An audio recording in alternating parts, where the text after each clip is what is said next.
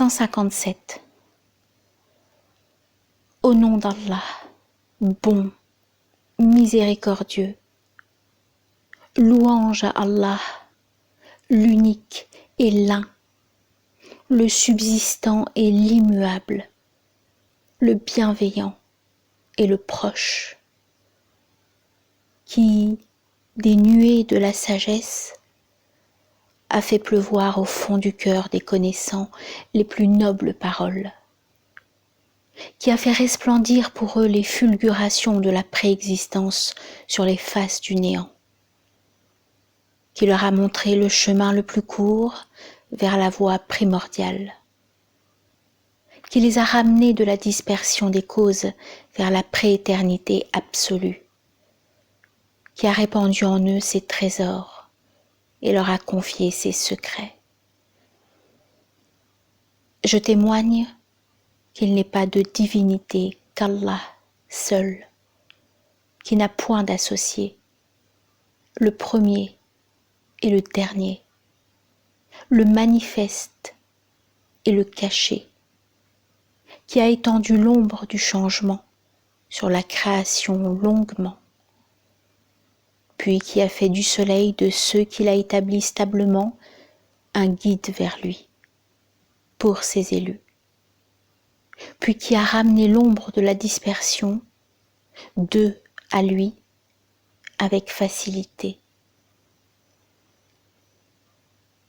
Khawaja Abdallah el-Ansari dans Les étapes des itinérants vers Allah, Manazil es-Sa'irin.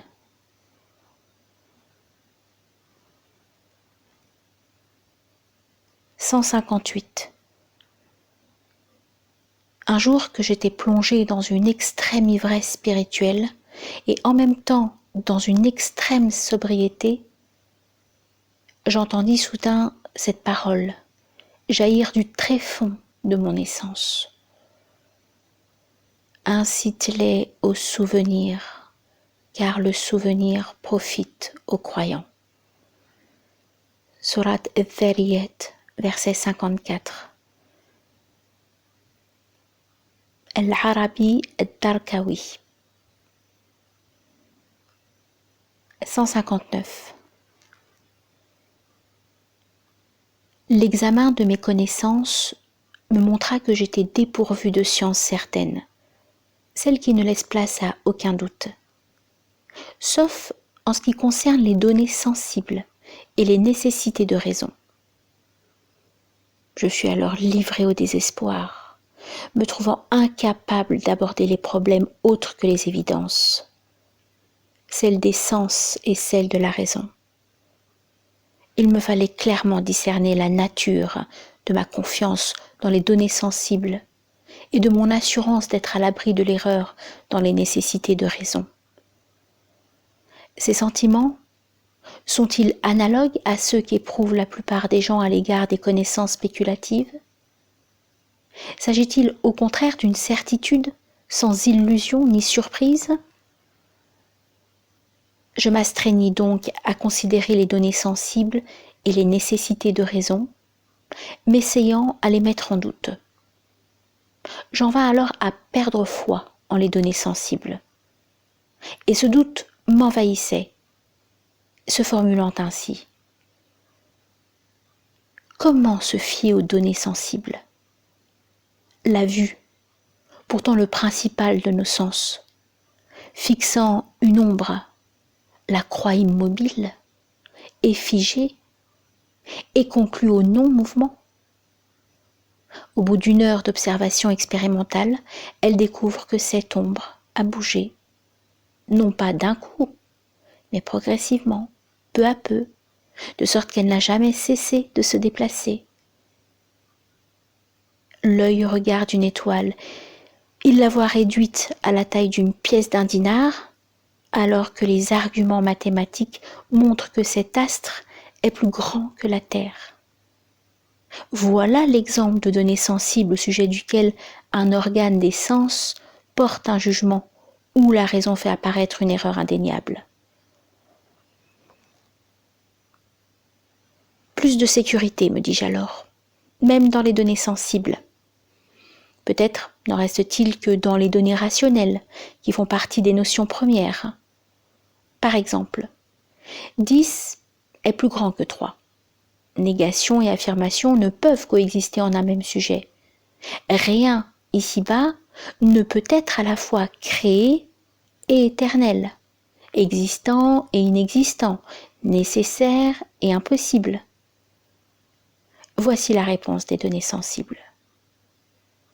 Es-tu bien sûr, me disent-elles, que tu n'as pas dans les nécessités de raison le même genre de confiance que celle que tu plaçais dans les données sensibles? Tu avais foi en nous. Vint la raison qui nous taxa d'erreur. Sans elle, tu nous aurais gardé confiance.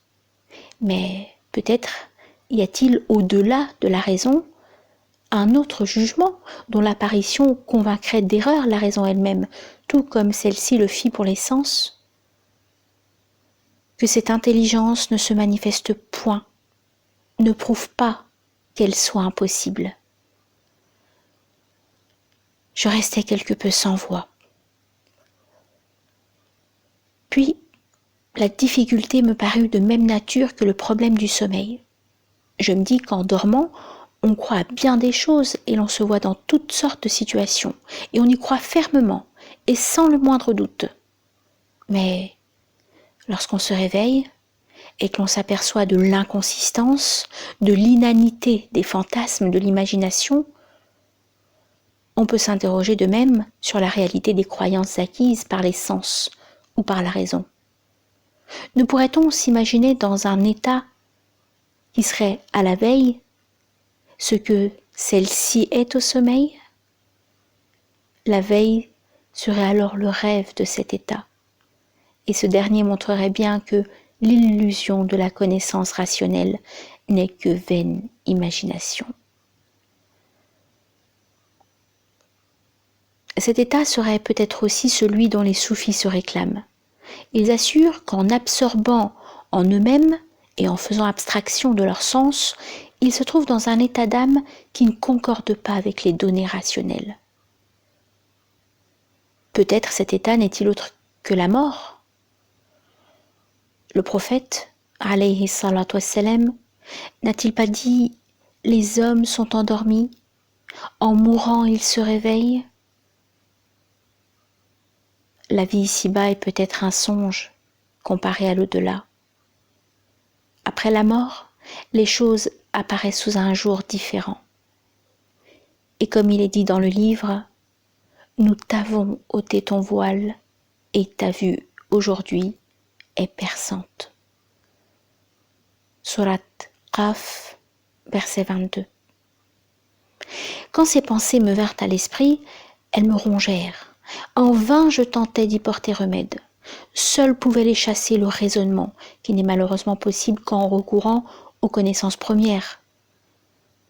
Le mal empira et se prolongea pendant 2 mois, durant lesquels je me trouvais en proie au sophisme, safsata. C'était là mon état d'âme réel, quoique rien n'en transparût dans mes paroles. Finalement, Allah me guérit, et je recouvrai la santé et l'équilibre mental. Les données rationnelles nécessaires redevinrent acceptables. J'eus confiance en elles. Je m'y retrouvai en sécurité et dans la certitude.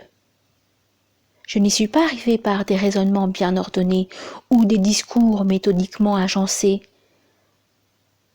mais au moyen d'une lumière qu'Allah a projetée dans ma poitrine. Cette lumière-là est la clé de la plupart des connaissances. Celui qui croit que le dévoilement du vrai est le fruit d'arguments bien ordonnés rétrécit l'immense miséricorde divine. L'envoyé d'Allah, alayhi salatu wassalam, fut interrogé sur la dilatation spirituelle et le sens selon lequel il faut l'entendre dans la parole d'Allah. Celui qu'Allah veut diriger, il lui ouvre la poitrine à l'islam. Sourate 6 Al-An'am, verset 125. Il dit, c'est une lumière qu'Allah projette dans le cœur. À quoi la reconnaît-on? Lui fut-il demandé. Il répondit, à ce qu'on fuit toute vanité pour revenir à l'éternité. C'est Muhammad alayhi salatu wassalam aussi qui dit, Allah créa l'homme dans les ténèbres, puis l'aspergea de sa lumière. C'est à cette lumière que la révélation doit être demandée. Elle jaillit en certaines circonstances du fond de la bonté divine. Il faut la guetter, selon la parole de Muhammad alayhi salatu wassalam. Il arrive à votre Seigneur d'envoyer ses souffles à certains jours de votre vie. Exposez-vous donc à ces souffles. En somme, sache qu'à la quête du vrai, il faut faire l'effort de la perfection, au point de rechercher ce que tu n'as nul besoin de l'être, ce qui n'a nul besoin de l'être. Il n'y a pas à rechercher les notions premières, puisqu'elles sont présentées dans l'esprit. Ce qui est présent disparaît quand on le recherche. Celui qui se met en quête de ce qu'il ne doit pas chercher ne saurait être soupçonné de négligence. Abu Hamid al-Ghazali, Al-Munqid min ad-Dalal, la délivrance de l'erreur.